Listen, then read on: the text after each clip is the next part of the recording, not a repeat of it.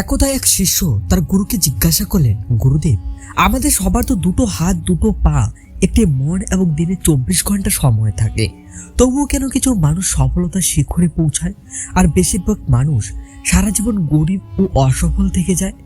গুরুদেব মৃদু হেসে উত্তর দেন, বৎস, এর কারণ হলো অভ্যাস। অভ্যাসই একজন মানুষকে সফল বা ব্যর্থ করে তোলে। একজন অসফল ব্যক্তি সারা জীবন এমন কিছু অভ্যাস বয়ে বেড়ায় যা সফল ব্যক্তিরা জীবনের শুরুতেই তা ত্যাগ করেন।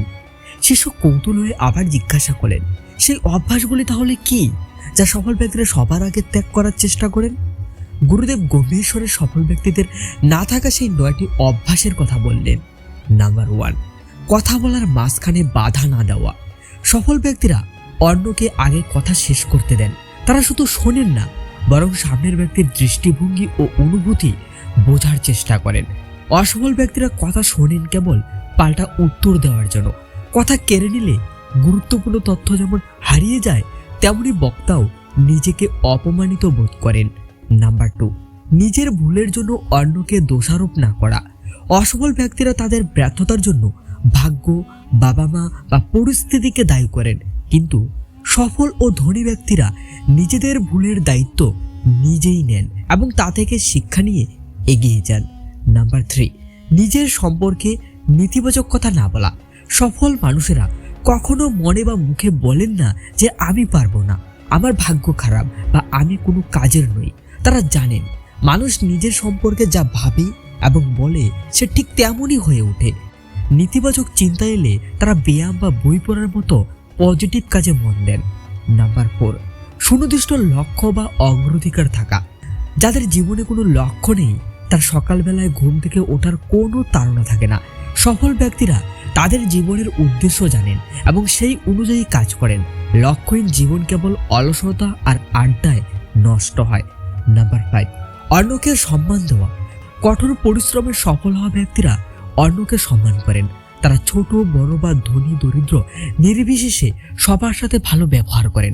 যারা সামান্য সফল হয়ে অন্যদের ছোট করেন, তারা জীবনে খুব বেশি দূর এগোতে পারেন না। নাম্বার 6, কাজ ফেলে না রাখা।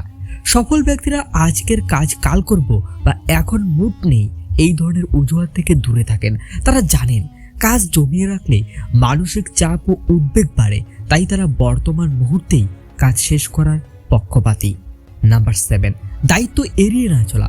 প্রবাদ আছে, জ্ঞান বয়স থেকে আসে না, আসে দায়িত্ব নেওয়া থেকে।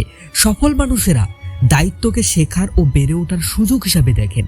অন্যদিকে অসফল ব্যক্তিরা দায়িত্ব এড়ানোর জন্য কেবল অজুহাত খোঁজেন। নাম্বার 8, পরনিন্দা এবং অহেতুক তর্ক এড়িয়ে চলা। অন্যের পিছনে কথা বলা বা অকারণে তর্কে লিপ্ত হওয়া বোকামির লক্ষণ। এতে অমূল্য শক্তি ও মানসিক শান্তি নষ্ট হয়। সফল ব্যক্তিরা জানেন যে তর্কে জিতে কোনো লাভ নেই, তাই তারা নিজের শক্তিকে লক্ষ্য অর্জনের কাজে ব্যয় করেন। নাম্বার 9, নেশাদ্রব্য থেকে দূরে থাকা। যারা কঠোর পরিশ্রমী এবং লক্ষ্যে অবিচল, তাদের শান্তি বা আনন্দের জন্য মদ্যপান বা ধূমপানের মতো বাইরের কোনো নেশার প্রয়োজন হয় না। তারা তাদের কাজের মধ্যেই আনন্দ খুঁজে পান।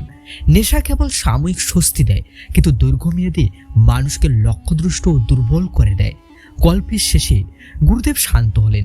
শিষ্য বুঝতে পারলেন যে কেবল শারীরিক গঠন বা সময় এক হলে হয় না, মনের গঠন আর অভ্যাসেই আসল পার্থক্য করে দেয়। তিনি গুরুদেবকে প্রণাম করে নতুন সংকল্প নিয়ে সেখান থেকে বিদায় নিলেন।